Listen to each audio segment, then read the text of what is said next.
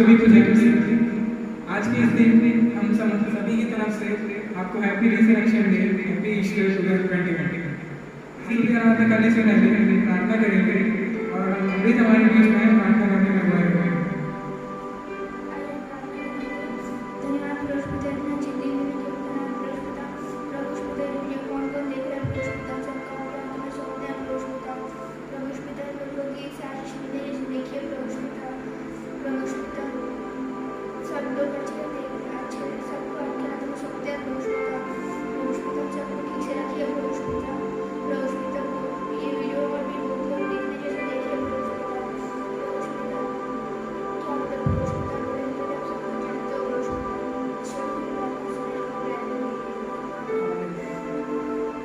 हमारा पहले रीडिंग है नोए चट्टान।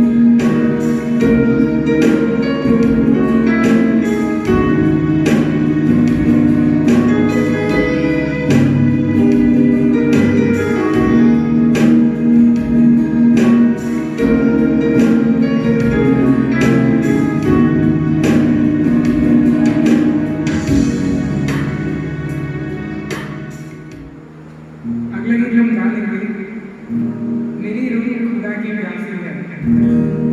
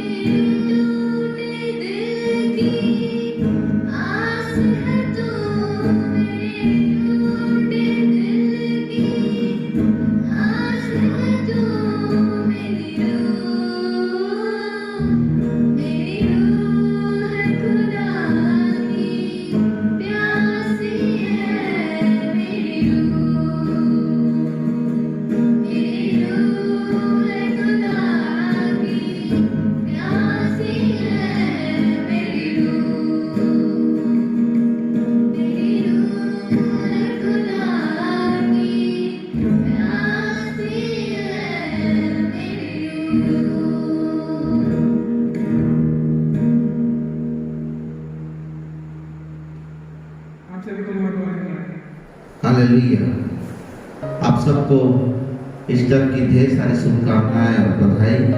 हम आपको अपने चर्च की तरफ से ढेर सारी बधाई देते हैं।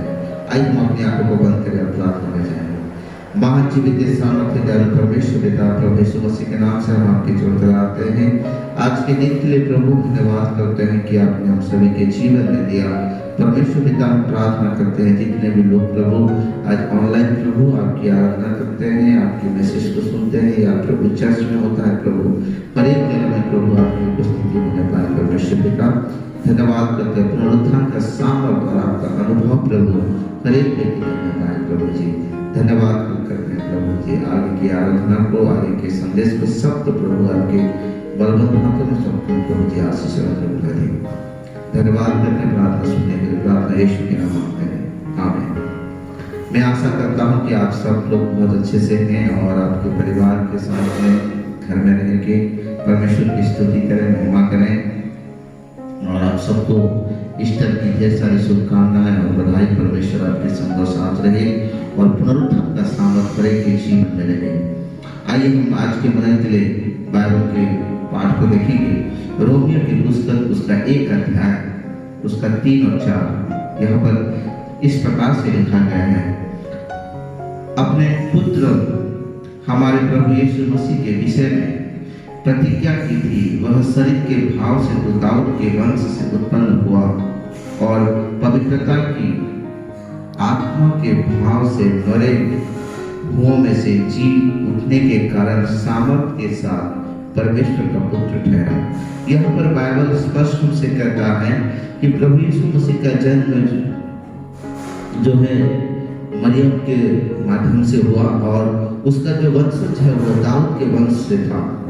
परंतु जितना भी दिन वो संसार में रहे वो एक मनुष्य की तरह जीवन को जिए और साथ ही उनका जो जीवन जो था परमेश्वर के प्रेम और परमेश्वर के सामर्थ्य को वो अनुभव करते हुए परमेश्वर को उन्होंने प्रकट किया कि किस प्रकार का परमेश्वर है जिसको वो नहीं जानते। यहाँ पर प्रभु यीशु मसीह का जीवन जो है जितने भी समय वो रहे एक दाऊद के वंश के या दाऊद के पुत्र की तरह वो रहे, परंतु उनका जब पुनरुत्थान हुआ, बाइबल कहता है वहां पर उनका जब पुनरुत्थान हुआ वो पवित्रता के भाव से हुआ, पवित्रता के भाव से हुआ। और ये जो है बहुत ही महत्वपूर्ण एक बात है। एक व्यक्ति अगर अपने जीवन में पाप के द्वारा वो मरता है, पाप के अधीन में वो मरता है और उसका पुनरुत्थान भी उसी पाप के स्वभाव से होता है, तब वो न्याय के दिन में वो नरक में जाएगा जब परमेश्वर उसका न्याय करेगा। परंतु प्रभु यीशु मसीह का जीवन जो है वो पवित्र भाव से, यानी कि हम कह सकते हैं कि उनका जो पुनरुत्थान हुआ वो पवित्रता के साथ में हुआ और इसीलिए बाइबल कहता है, इसीलिए वो परमेश्वर का पुत्र ठहरा। परमेश्वर का पुत्र आप और मैं जो यीशु मसीह पर विश्वास करते हैं, प्रभु यीशु मसीह ने यह अधिकार दिया है कि जितनों ने उस पर विश्वास किए हैं वो अनंत जीवन को पाएंगे। और परमेश्वर ने यीशु मसीह पर विश्वास करने के द्वारा हमें उस पर संतान, उसकी संतान होने का एक अधिकार भी दिया है।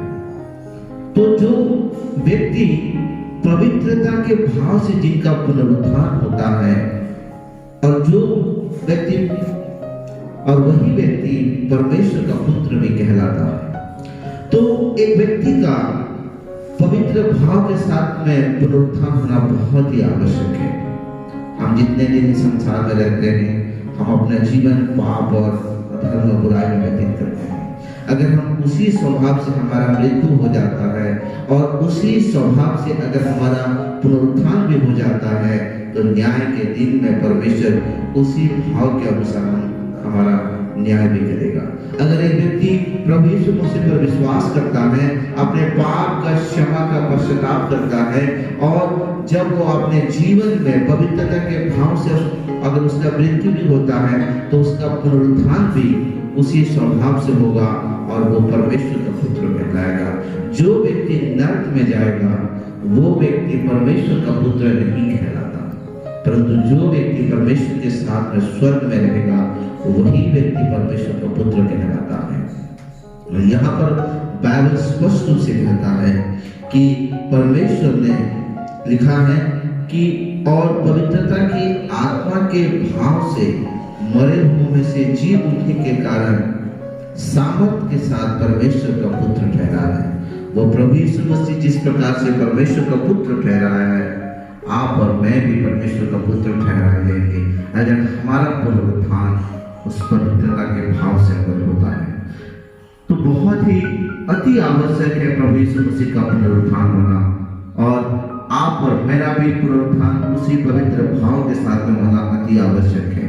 पुनरुत्थान इसीलिए जरूरी था ताकि आप और मैं जो प्रभु यीशु मसीह पर विश्वास करते हैं, आप और मैं जो धार्मिकता का जीवन को जीते हैं, जब हमारा मृत्यु होगा तो ये हमारा विश्वास है कि हमारा प्रभु यीशु मसीह हमें अपने साथ में जिलाएगा और जो प्रतिज्ञा उसने किया है उस प्रतिज्ञा को वो वारिस ठहराएगा। दूसरी बात है पौलुस कुरिन्थी के पुस्तक उसका 4 अध्याय और उसका 25 वचन में यहाँ इस प्रकार से कहता है, वह हमारे अपराधों के लिए पकड़ाया गया और हमारे धर्मी ठहरने के लिए जिलाया भी गया। देखिए प्रभु यीशु मसीह का पुनरुत्थान इसीलिए हुआ ताकि वो हमें धर्मी ठहराए। पहली बात लिखा गया है कि वो हमारे अपराधों के लिए पकड़ाया गया, और दूसरी बात लिखा है वो हमें धर्मी ठहराने के लिए वो जिलाया भी गया। तो प्रभु यीशु मसीह का पुनरुत्थान हमें नाश करने के लिए नहीं है, हमें दर्द देने के लिए नहीं है, परंतु वो हमें धर्मी ठहराने के लिए उनका पुनरुत्थान हुआ। उन्होंने हमारे पापों के लिए उसने मारा गया, पापों के लिए उसने दर्द को सहे, हमारे पापों के लिए उसने कोड़े खाए, हमारे पापों के लिए उसने कीले ठुकवाए, हमारे पापों का बोझ को उसने क्रूस के कलवरी पर दबा दिया।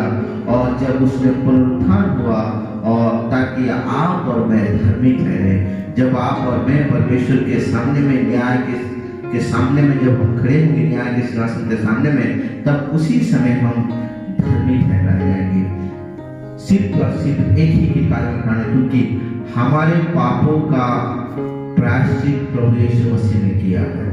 और बाइबल इस बात को कहता है, जितनों ने मसीह पर यीशु में है उन पर कोई दंड की आज्ञा नहीं है। तो प्रभु यीशु मसीह का पुनरुत्थान होना बहुत ही जरूरी था आपका और मेरे लिए, जो हम उस पर विश्वास करते हैं। तो पहली बात आज हमने सीखा परमेश्वर के वचन से कि पुनरुत्थान जो है प्रभु यीशु मसीह का उसको परमेश्वर का पुत्र ठहराता है, और वही पुनरुत्थान आपको और मेरे को भी परमेश्वर का पुत्र ठहराएगा अगर हमारा मृत्यु पवित्रता के भाव से अगर होता है। अगर हम पाप के भाव में मरेंगे तो हम परमेश्वर की संतान नहीं कहलाएंगे। दूसरी बात है पुनरुत्थान हमें धर्मी ठहराता है, हमें पापी नहीं ठहराता, हमें नरक के मार्ग में ले जाने के लिए नहीं है। प्रभु यीशु मसीह का पुनरुत्थान इसलिए हुआ ताकि आप और मैं धर्मी ठहरे। मैं आशा करता हूँ कि परमेश्वर आपके संग और साथ है, और जिस प्रकार से परमेश्वर ने आपने प्रतिज्ञा किया है कि जो उस पर विश्वास करेगा नाश नहीं होगा, वो अनंत जीवन को पाएगा, वही प्रतिज्ञा परमेश्वर आपको और मेरे साथ में करता है। आप और मैं जो इस संसार में रहते हैं, जन्म होने के नाते हर एक का मृत्यु होना अवश्य है, परंतु जो प्रभु यीशु मसीह पर विश्वास करते हैं वे नाश नहीं होंगे परंतु अनंत जीवन को प्राप्त करेंगे। ये परमेश्वर की प्रतिज्ञा है। तो पुनरुत्थान हमें परमेश्वर का पुत्र ठहराता है, पुनरुत्थान हमें धर्मी ठहराता है। इसीलिए आपको और मेरे लिए बहुत ही आवश्यकता, और इसीलिए प्रभु यीशु मसीह आपके और मेरे लिए उसने पुनरुत्थित हुआ ताकि हम परमेश्वर के साथ में जो अंतिम न्याय होगा उस समय में हम परमेश्वर की संतान कहलाएं। आइए हम अपनी आंखों को बंद करें और हम प्रार्थना में जाएंगे। खुदावंद परमेश्वर पिता, हम धन्यवाद करते हैं प्रभु आज के सुंदर समय का दिन के लिए। प्रभु जितने लोगों ने इस संदेश को सुना है प्रभु, बड़े को आशीष और अनुग्रह दे परमेश्वर पिता। प्रभु हम जानते हैं पिता हमारे लिए पुनरुत्थान कितना महत्व था प्रभु। अगर आपका पुनरुत्थान नहीं होता प्रभु तो हमारा विश्वास करना भी व्यर्थ था। खुदा परमेश्वर प्रभु हम जानते हैं खुदा कि जितने भी लोग आप पर विश्वास करते हैं प्रभु वो पवित्रता के भाव से प्रभु चिल्लाए परमेश्वर पिता, ताकि वे सब प्रभु आपके संतान कहलाए। और प्रभु जी हम प्रार्थना करते हैं पिता कि प्रभु थोड़े प्रभु धर्मी ठहरने पाए परमेश्वर, तो कोई भी नाश ना हो परंतु अनंत जीवन को प्राप्त करें। धन्यवाद करते हैं, सारा महिमा आदर आपके हाथों में लेते विनती प्रभु यीशु मसीह के नाम से मांगते हैं, सुनिए कबूल कीजिए पिता, आमीन। अब हमारा परमेश्वर पिता का प्रेम, प्रभु यीशु मसीह की शांति और प्रभु यीशु मसीह की सहभागिता आज से लेकर प्रभु यीशु मसीह के दुष्काल तक हर एक के साथ बनी रहे, आमीन। परमेश्वर आप सबको आशीष दे।